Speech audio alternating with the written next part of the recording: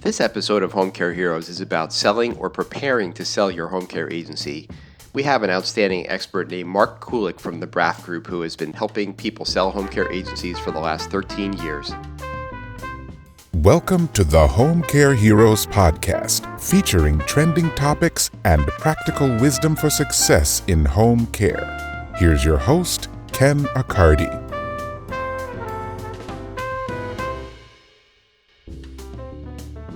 Well, welcome to Home Care Heroes. We have a special guest today. His name is Mark Kulik, and Mark is with the BRAFF Group, who's a company that basically helps healthcare organizations buy and sell companies. And this is a topic that's coming up more and more. There's a lot of things going on in this space.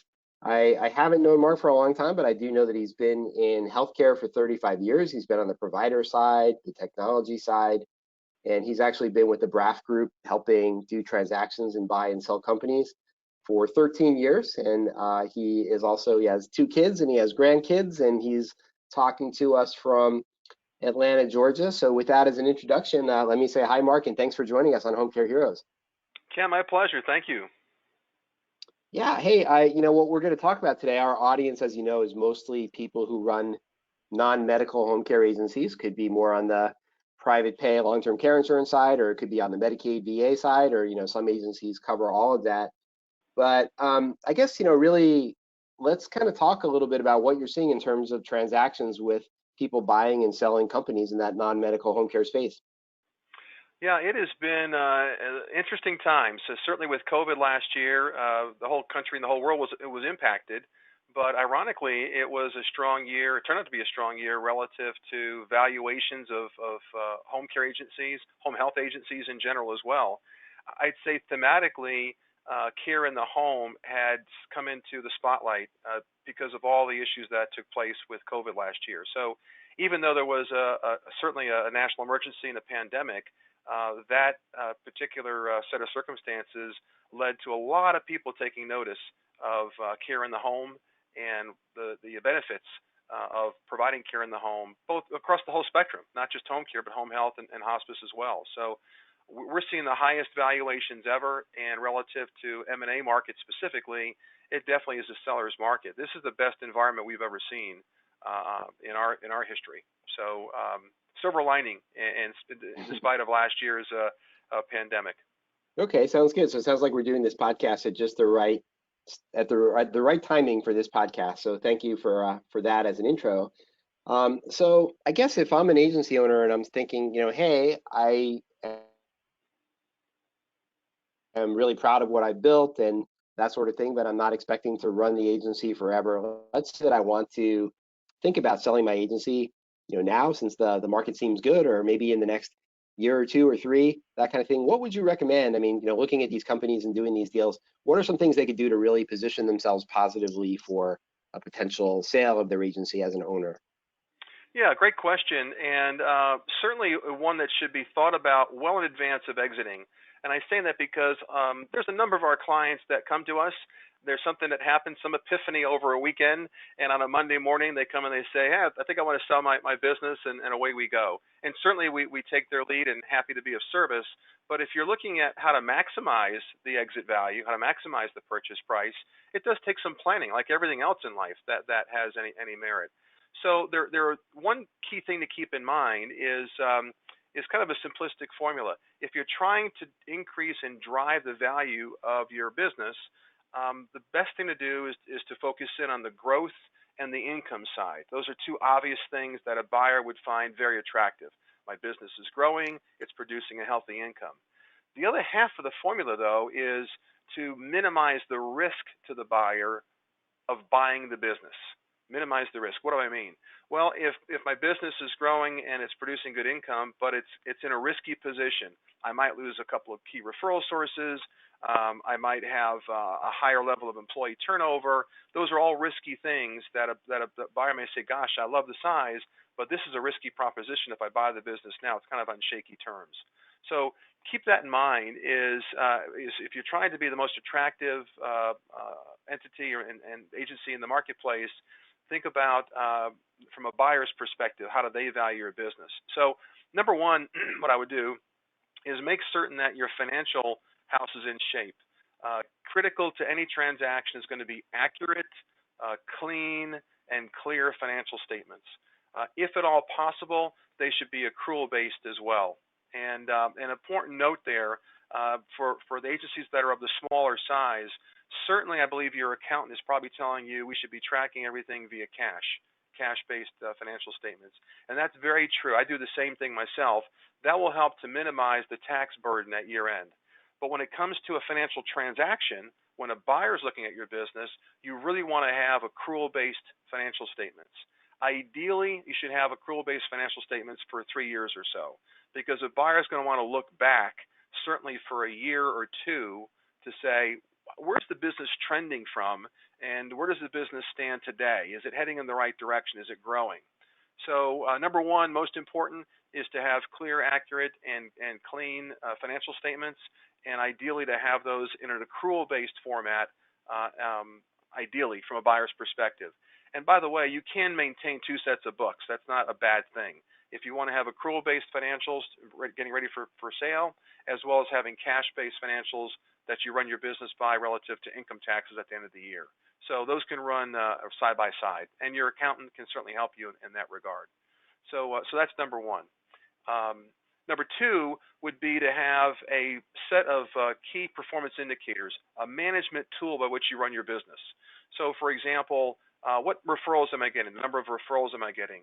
And is that leading to appointments? And are appointments leading to assessments? And are assessments leading to admissions? Critical data that helps a buyer understand, wow, this company really has its act together. They're managing and they're monitoring the right things.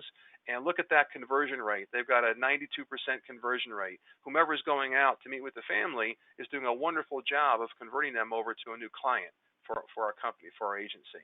So those KPIs are really important because buyers are going to say, show me how you run your business day to day. What's your dashboard look like? What things are you looking at?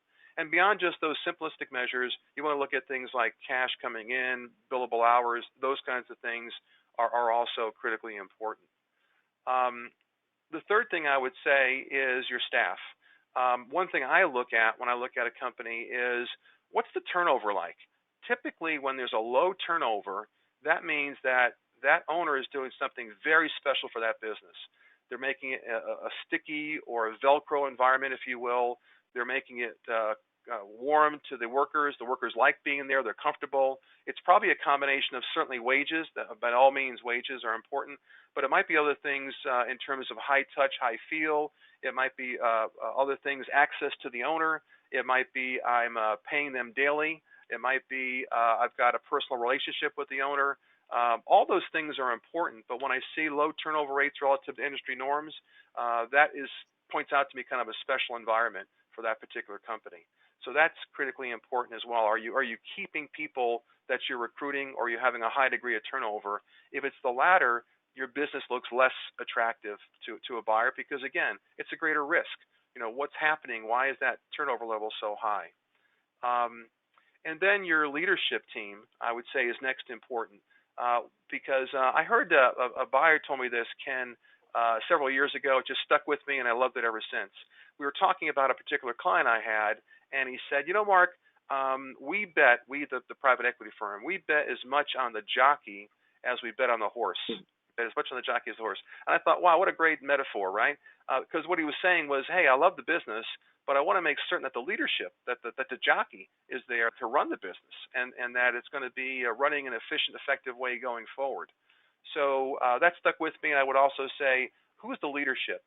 If you're doing everything for your agency, if you're doing everything from the billing to you're the point person for the agency to hiring to administratively running the agency, and you want to step out of the business and fully retire, the buyer's going to say, well, who's going to run the agency when you leave? Who's going to step in and do all those jobs?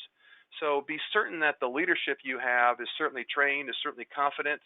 I would say the closer you get to exiting your business, try delegating more. Because when it comes time to sell, you can tell the buyer, listen, I've stepped back from the business. You know, Ken's running this part of it. Mark is running that part of it. Mary's running this part of it. That jockey team, if you will become very attractive, very valuable to that buyer. There's not a bench strength, if you will, with buyers across the country. So when they're buying your business, when they're buying the horse, they're buying the jockeys that are there as well. And the last thing, of course, is referral sources. That goes without saying. But protect your referral sources. Make sure you got a comfortable relationship with them, because that's the future stream of revenues to the business, and that goes back to the growth aspect and to the risk aspect. If those referral sources are diversified, if no one has more than 10% of your total referrals coming to you, then that makes the buyer feel more comfortable, saying, hey, there's no risk of centralized 50%, for example, being centralized with one referral source. There's lack of risk because it's very diversified.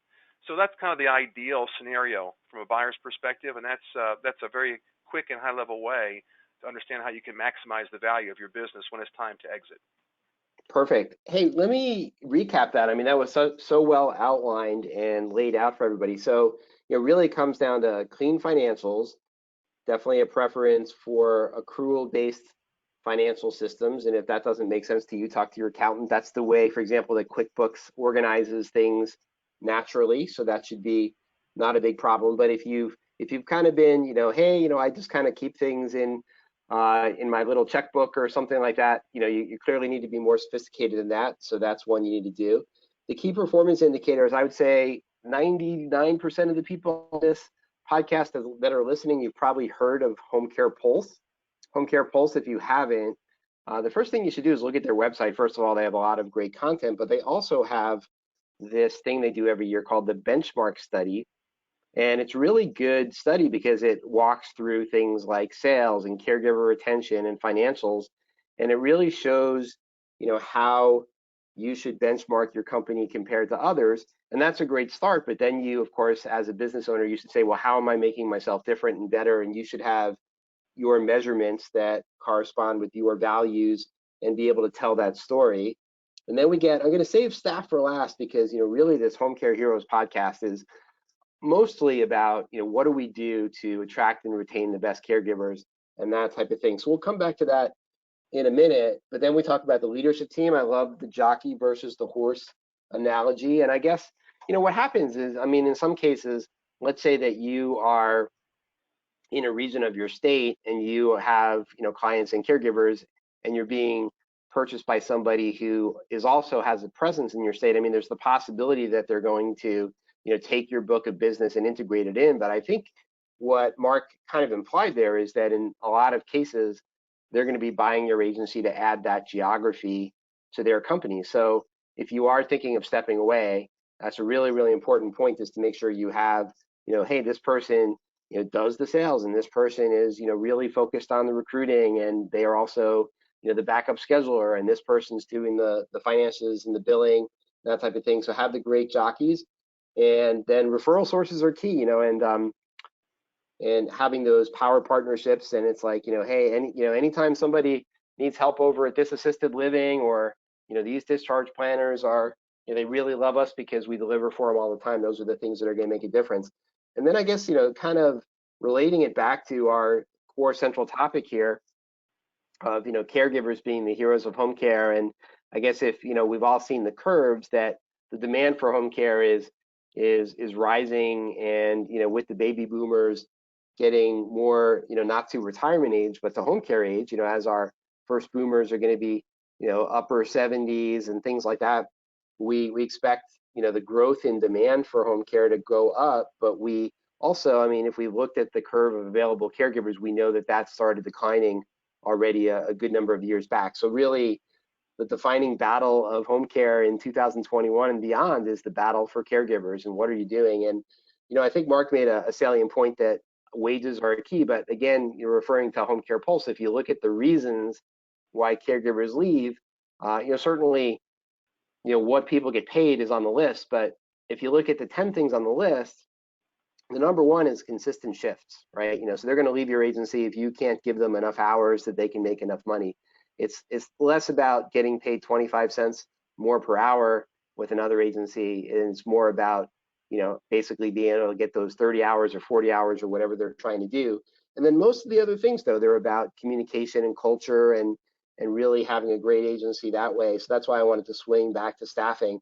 But let's, Mark, let me turn it back to you for a second. You talked about, that growth and income is where it starts and that type of thing. But then you said that, there's these risky things are bad. And so what are some of the things that they should safeguard against in that area? And maybe, one that you implied is if you have an especially high turnover rate or a risk of losing an important revenue source and things like that. Talk about some things there maybe that you've seen or what advice you'd give there to shore that up if somebody's thinking about selling in the future. Yeah, all points well made and great question. So again, looking at this from the buyer's perspective, because that's really what matters. The golden rule, he who has the gold rules. And when a buyer's looking at your business, they're trying to say, okay, what will make me pay more for this business? And conversely, what will make me pay less for this business? And to the extent that the buyer can't come up with answers to the latter question, they're going to pay more for your company because they say, gosh, there's so many good things about this company. I can't find any things that are really risky. So back to things like leadership. If it's new territory for that buyer, if it's new geography that they want to service, very few buyers have any sort of a bench strength to parachute somebody into your company to run it for you. So they're going to say to you, Ken, if you want to sell your business, you and your wife are leaving, you're selling your business, do you have a capable lieutenant, if you will, that can step in and be the local leader? Because we're based in a different state. So we're not going to be on site, but we need to have somebody accountable, responsible, that will be driven to results. And if you say, gosh, not really, my wife was the office manager, I did most of the work, they're going to look at that business, they're going to say, well, gosh, if you leave, there's a high risk. I got to find someone to step in and replace. And you may say, Mark, no problem. We'll work for 6 more months. Well, that's okay for 6 months, but month 7, I still got to find someone to come back and backfill you and your wife. So having that lieutenant, as I refer to it, or second in command, that really can step up. You can say, you know what? I've been grooming this person. This person is knowledgeable. They know 4 corners of my business, and they definitely want to continue their career. In fact, with you buying my company, there's a great chance they can go further up the professional scale within your company and do more things for you. Maybe run a region after they've proven themselves to you. But yes, I've hired a good person that will be the branch manager or the executive director or whatever title, your general manager, whatever title your company uses for that local person to manage. So that's the most critical thing is don't remove that leadership person that's going to be responsible for results away from the business. Keep in mind the following.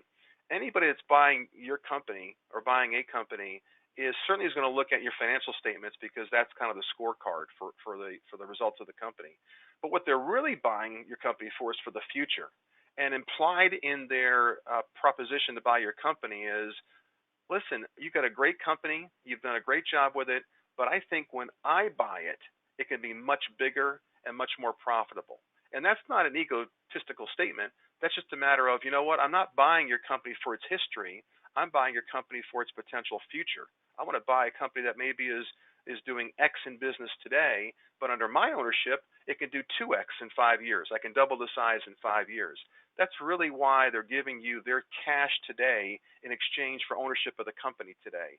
They're exchanging their cash today for the future potential of the company. And to the extent that you can eliminate any risks to the future, to the prospective future, you've enhanced the value of your company because the buyer says, you know what, this is a good bet. I feel good about this. I'm going to pay money right now, but I think it's a bargain because I think the company could be this much more valuable in the future.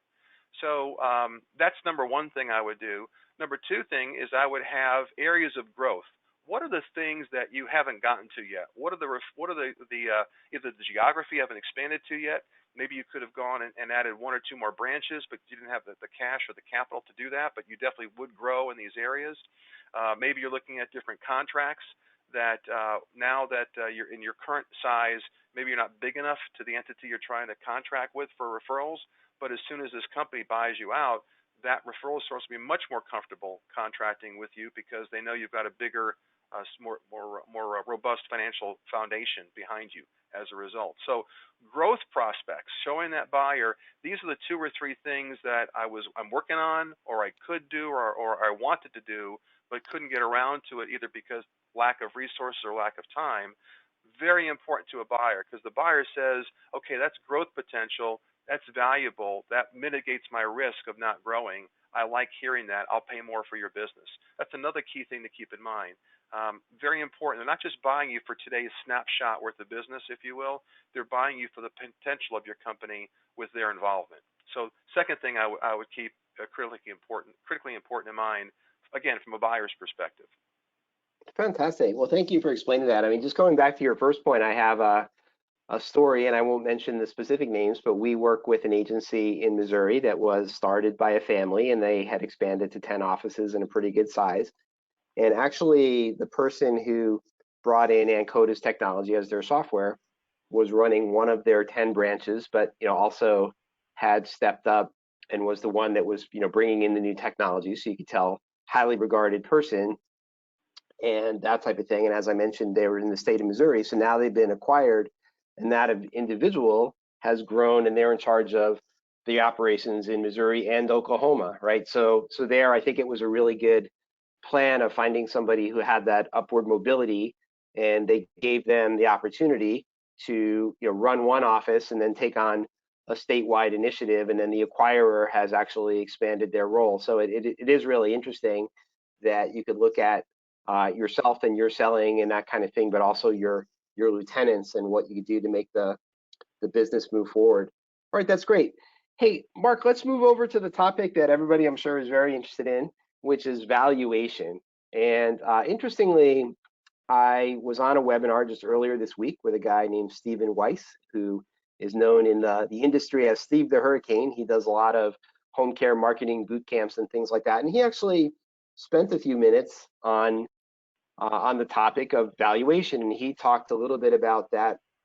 That money side, they're going to look at your books, and he talked about a few things. He basically said that the buyer is going to look at how much profit you're making, right? So you take your revenue minus your costs, and that's your profit, and that the acquirers are looking at multiples of that as their evaluation mechanism. But then he also talked about how bigger agencies drive a higher multiple, right? So he said, well, if you're $1 million agency, that's great, but once you hit 3 million, that's another threshold. 5 million is another threshold, and things like that. So that was kind of a framework that he threw out, and that type of thing.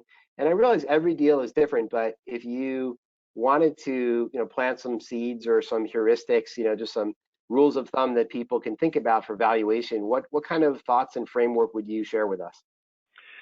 Yeah, great question. And the honest answer is it depends. It depends on all sorts of factors. Geography certainly depends upon size. Size matters absolutely in terms of a buyer's valuation. And it also matters where the business is and the potential for growth.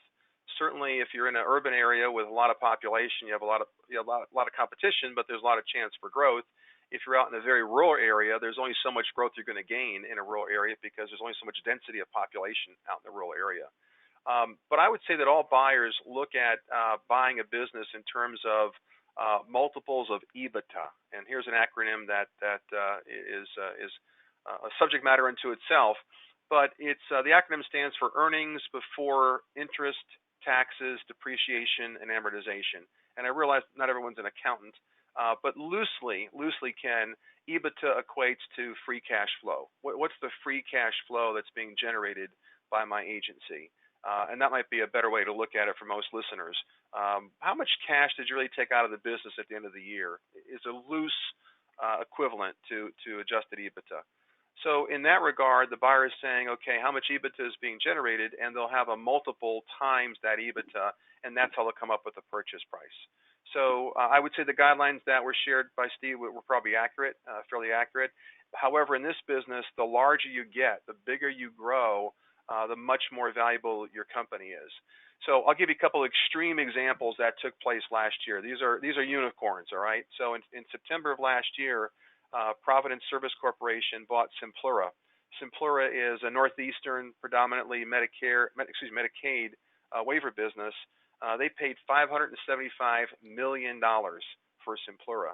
And then during the same month, private equity group, Centerbridge Partners and Vistria Group, they paid $1.4 billion with a B billion for Help at Home, which is a Midwestern home care Medicaid dominant business as well. Those are both large entities, hundreds of $1 million in revenues, but that does give your listeners some indication of there are major buyers out there that are absolutely valuing home care. And I would say, again, these last couple of years, home care has come into the spotlight. It used to be thought of as kind of a post-acute care service, and more people are viewing it as a solution to pre-acute care. How do we keep people out of the hospital where it's grossly more expensive? Much better to spend some money on the front end caring for a patient than letting them go into the acute care setting and come back out on the back end. So again, for reference points for your listeners, last year in COVID environment, there were 30 transactions that were completed in the private duty space. Of that, 16 of those were from private equity. So my earlier point, about 53%, about half of all activity is being generated, acquisition activity is being generated by private equity, which are financial buyers. And they look to buy your business, they look to hold it for 4 to 7 years, and then look to sell it for a larger profit on the back end. So you've got kind of this perfect storm environment right now where not only are the strategic buyers looking to buy, but private equity buyers looking to buy as well. And for businesses that I mentioned to you that meet that criteria that we discussed a few minutes ago, that are clean, profitable, good culture, et cetera, they're paying premiums right now. So it's a great time for home care companies that are saying, you know what, we're doing our planning. We're thinking maybe 1 or 2 years from now we're going to retire. This is a good time. I think we're going to be in a good environment here for a couple of years to go. Yeah, fantastic. Well, thank you for telling those stories. And it does sound like the Medicaid side is very attractive, as well as the private duty side. So there are a lot of big things going on both sides. I know that since our audience is home care agencies, where I guess the expression is preaching to the choir here. But if we do look at, one thing that is interesting about the population demographic, not only is our country aging and things like that, but if we think about the baby boomers, they're the same people who invented a whole lot of things that didn't exist before, like the big home in the suburbs didn't exist before the baby boomers, and the minivan didn't exist before the baby boomers. And then when they got a little older and the kids got older, the SUV was created by the baby boomers, and this type of thing. So this is the same market that's now coming into the home care market. They have the income, and they want the comfort in life, and they are gonna innovate. There's actually an interesting book out of the Age Lab at MIT, across the river from me here, that is called The Longevity Economy. And hopefully I'll do another episode and I'll grab somebody from the Age Lab who can talk about that. But really, that's the premise of the book, is looking at this population and all that kind of thing. And so I really do think that it's a bright future for home care in a lot of ways. And again, I mean, we look for the silver linings of COVID, and one of them certainly is that there's a lot more focus on aging at home, and as opposed to institutional care, for so many reasons. And and again, thanks to everybody who's listening, because we consider your caregivers and you for being in home care to be heroes, and that's the premise of this podcast. All right, so I think we're gonna bring it in the home stretch here. Mark, thank you for sharing all this knowledge freely and everything. You do work for a company called the BRAFF Group, BRAFF. Can you tell us about the BRAFF Group and take it from there? Yeah, we're a 23-year-old company. We've been doing this for about 23 years. We represent only owners like your listeners. We don't do any work on what's called the buy side. We don't don't generate any fees from doing work for buyers. 100% of what we do is on the owner's side, the seller's side. We're national in scope. My particular focus within our company is in home health, home care, hospice, and private duty. That's all I do. That's all my team does 7 days a week, representing sellers. And our job really is to help owners prepare to go to market. That is, to help them get in position to go to market, to maximize their exit value, the purchase price, when it comes time to make a decision to sell their business. So very common that we have relationships for 5 and 10 years, where we're consulting with that owner, talking to the owner. Are you doing this? Are you trying this? Don't do that. So we're trying to give them advice, kind of board level advice. Not many private duty owners have boards, but most of the larger companies have boards, and the board members are there to give them some insight to the horizon, to give them some bigger picture advice. And that really is what we do. we provide that bigger picture advice as to how to position your company to maximize the value when it comes time to exit. So that's 99% of what we do. And of course, when it comes time to exit, then we stand right alongside, shoulder to shoulder with the owners to walk through the entire process from start to finish.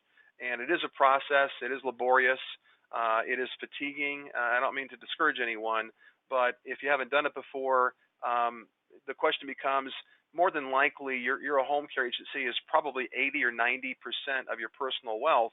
Do you really want to risk going through that process, being a rookie, if you will, at that particular task? Or do you want to go ahead and get a team around you? So the team that we build, or that we suggest gets built, is certainly someone like ourselves that is experienced with dealing with buyers, knows how to get a transaction done. We team up with your lawyer. You certainly have a family lawyer that's going to help, that's been guiding you all along, but will serve in the transaction as well. And then thirdly, your accountant, because more than likely you've got a CPA that you've been depending upon and you've been using. And the three of us come together and form a virtual team to protect you. I protect the integrity of the transaction. The lawyer protects you from legal issues and obstacles that may come up during the negotiation process. And then your accountant is trying to protect you from unnecessary taxes that you'd pay because of the transaction. So we work collaboratively, looking to protect every owner's best interest in the transaction. Fantastic. And I guess the last thing is, and I'll put this in the notes, how do people get in touch with you in the BRAFF Group? Yeah, so phone number is 770-955-1766.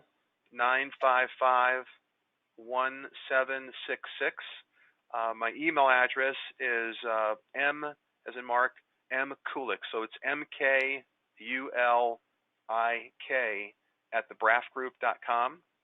You can go to our website and click on a link there that'll take you to me as well, thebraffgroup.com, or my LinkedIn page. Just go to LinkedIn if you have LinkedIn and key in Mark Kulik, and my profile will pop up. So those are several different ways to reach me. All right. Well, hey, thank you, Mark. This has been really, really interesting and informative, and thank you for doing this for our listeners today, and have a fantastic day. Okay, my pleasure. Thank you again for the invitation. Got it. Thanks for joining us today on the Home Care Heroes podcast. Home Care Heroes is produced by Ancoda, the software for the heroes of home care. You can listen to back episodes by visiting 4homecareheroes.com. That's the number 4, then the words homecareheroes.com.